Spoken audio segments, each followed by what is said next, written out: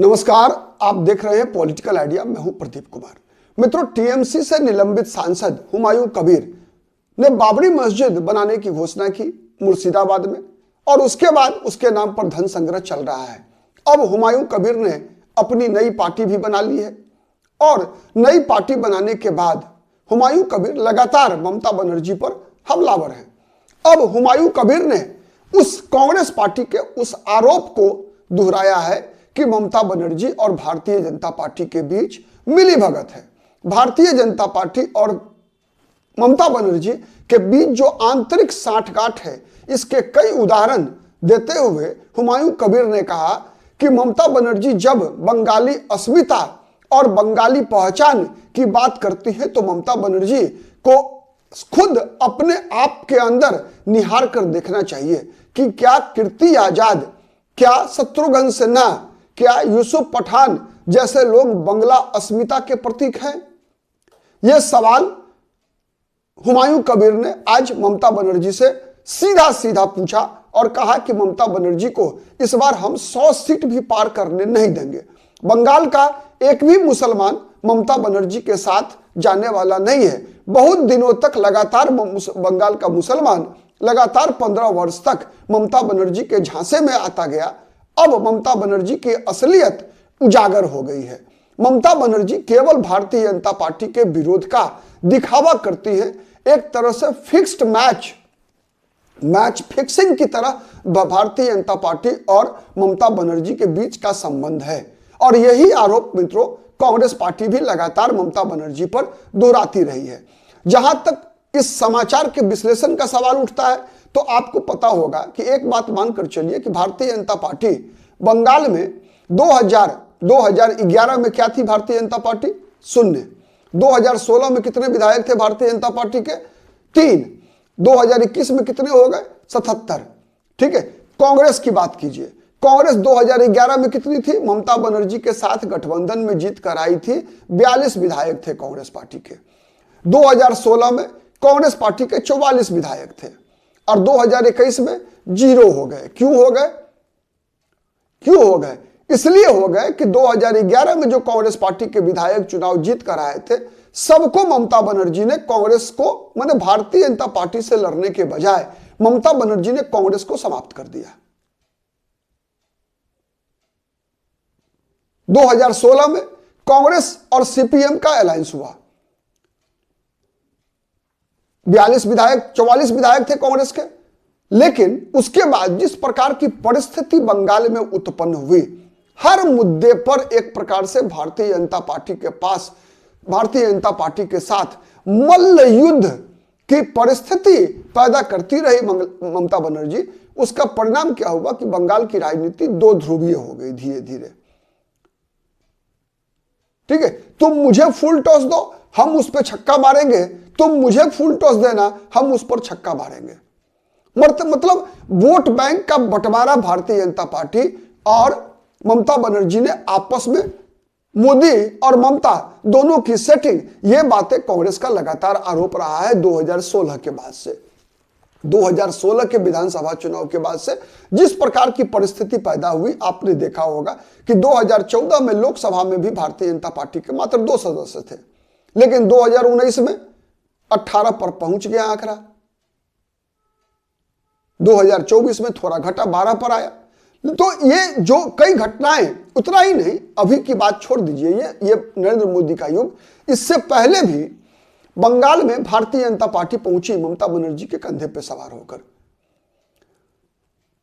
CPM से लड़ाई लड़ने के नाम पर ममता बनर्जी ने कांग्रेस पार्टी से अपने आप को अलग किया, अपनी अलग पार्टी बनाई, तृणमूल कांग्रेस बनाई। और तृणमूल कांग्रेस बनाते ही ममता बनर्जी ने सबसे पहला काम क्या किया था? भारतीय जनता पार्टी के साथ बंगाल में गठबंधन करके चुनाव लड़ी थी। जब अटल बिहारी वाजपेयी इस देश के प्रधानमंत्री बने थे, अटल बिहारी वाजपेयी की सरकार में मंत्री बनी थी ममता बनर्जी।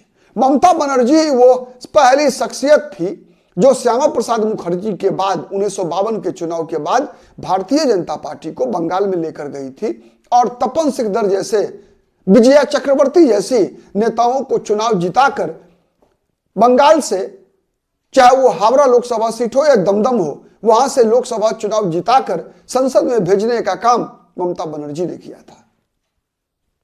सच है या गलत है? ठीक है, गोरखा पार्टियों के साथ दार्जिलिंग में भारतीय जनता पार्टी का समझौता कराने में ममता बनर्जी की भूमिका को कौन नहीं जानता। और आज भी जिस प्रकार की राजनीति ममता बनर्जी लगातार करती जा रही है बंगाल के चुनाव में, आप देखिए ना, ये जितने भी माने, चाहे वो यशवंत सिन्हा रहे हो, चाहे वो शत्रुघ्न सिन्हा हो, चाहे वो कीर्ति आजाद हो, आज तो बहुत बेहतर एग्जाम्पल दिया है हुमायूं कबीर ने। ये जितने भी लोग थे, ये लोग कहां थे पहले, किस पार्टी के अंदर थे? चाहे यशवंत सिन्हा, शत्रुघ्न सिन्हा, कीर्ति आजाद, ये सब के सब कहां थे? सभी के सभी भारतीय जनता पार्टी में थे। यही बात तो कांग्रेस पार्टी लगातार कहती आ रही थी, जिस बात की पुष्टि आज हुमायूं कबीर ने की। हुमायूं कबीर खुद, वो तो खुद, क्योंकि हमारा काम किसी पॉलिटिकल पार्टी के पक्ष में बताना नहीं है, बल्कि सबका बखिया उधेरना है। हुमायूं कबीर भी 2011 में किस पार्टी के विधायक थे भाई? कांग्रेस पार्टी से एमएलए थे। फिर ममता बनर्जी के साथ गए, ममता बनर्जी के साथ मंत्री बने। मंत्री बनने के बाद पार्टी विरोधी गतिविधि के आरोप पर 6 साल के लिए निकाले गए। फिर कहां गए? भारतीय जनता पार्टी के टिकट पर 2019 का लोकसभा चुनाव मुर्शिदाबाद से लड़ा हुमायूं कबीर ने। तो ये एक सच्चाई है, कहावत है, सच्चाई छुप नहीं सकती बनावट के उसूलों से, ठीक है, जुबान पर आ ही जाती है। तो हुमायूं कबीर जब एक उंगली दिखा रहे थे ममता बनर्जी की तरफ, तो 3 उंगली खुद उनके तरफ भी दिख रही थी कि हुमायूं कबीर भी, तो वही हाल है, सबकी वही स्थिति है।